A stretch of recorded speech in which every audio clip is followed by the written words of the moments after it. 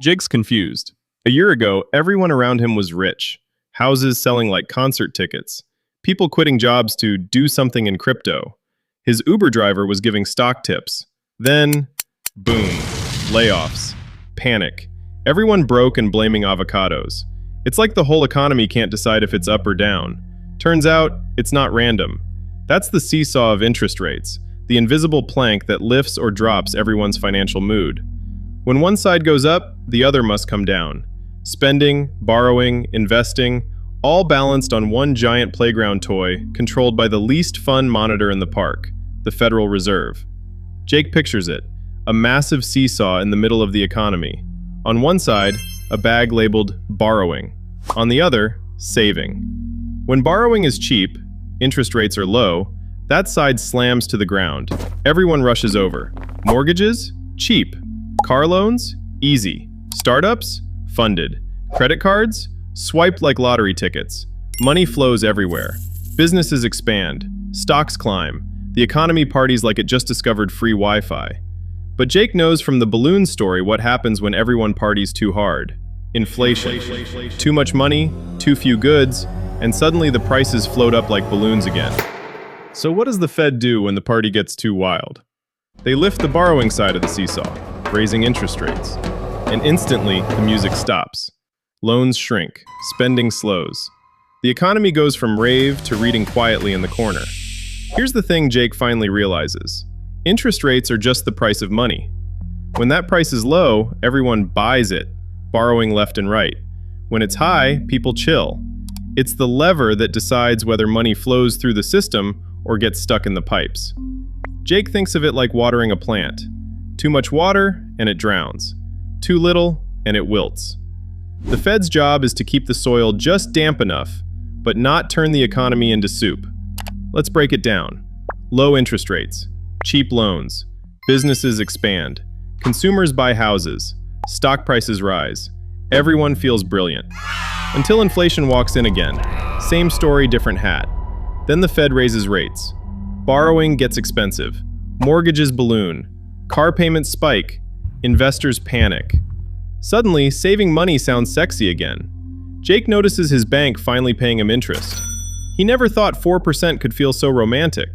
That's the other side of the seesaw. When rates rise, saving goes up. Because if your savings account finally pays you, why risk it all on meme stocks? So people save more, spend less. Demand drops, prices cool. Perfect, right? Not quite. High rates also crush startups, slow hiring, and make Jake's dream of buying a house feel like a math problem that hates him. The Fed doesn't want chaos, they want balance. But balancing a $26 trillion economy on a seesaw? Yeah, not easy. Jake sees the pattern now. When rates stay too low for too long, people lose their minds. Housing bubbles, meme stocks, investments that sound like punchlines. When rates rise too fast, everything freezes. No one buys, no one builds, no one hires. So the Fed dances. Raise a little, wait. Lower a little, wait. Trying not to fling everyone off the seesaw. Jake looks around and realizes that's the whole economy. Everyone's either too high, too low, or clinging to the middle. And here's where it hits him. This isn't some Wall Street game. It affects him. When interest rates go up, his credit cards get pricier. His loans get heavier. His investments wobble. But his savings? They finally earn something. When rates drop, it flips again. Loans get cheap. Businesses grow. Stocks soar. And Jake's back on the fun side until it swings the other way. It's all one big rhythm. Up, down, repeat. Jake laughs and says, "Okay, fine, but how do I not fall off?" Here's how. Step 1. Lock in low rates when you can. When interest rates are low, borrowing money isn't the enemy. It's a strategy. Jake used to avoid all debt like it was radioactive. Now he knows, if you can borrow cheap for something productive, that's leverage. He refinances his car loan. He skips the buy now, cry later purchases. And he notes the golden rule. A low-rate loan on something that makes you money is leverage. A low-rate loan on something that just looks cool, that's regret with Wi-Fi. Step 2. When rates rise, kill high-interest debt. When the Fed hikes rates, credit card companies start doing cartwheels. Jake's 20% APR suddenly becomes 28%, so he attacks that first. Because when the seesaw tilts up, that side hits your wallet before anything else. Every high-rate dollar he kills is future pain he avoids. Step 3. Adjust your investments to the cycle. Jake stops guessing the market and starts understanding it. When rates are low, riskier assets, growth stocks, startups, crypto, tend to fly. When rates rise, safer ones, bonds, dividend stocks, index funds, tend to hold steady. He doesn't need to predict. He just needs to adapt. If money's cheap, he leans into opportunity. If money's expensive, he leans into protection. Smart investors don't fight the seesaw, they ride it. Step 4. Keep cash. When the seesaw's up. When rates rise, cash isn't trash anymore. It earns interest, buys dips, and gives you flexibility.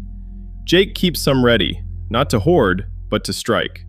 When others panic sell, he's the calm guy buying assets at discount prices. Because inflation might slow, but opportunity never does. The seesaw always drops again, and Jake plans to be ready when it does. Step 5. Remember, rates always move in cycles. Jake finally gets it.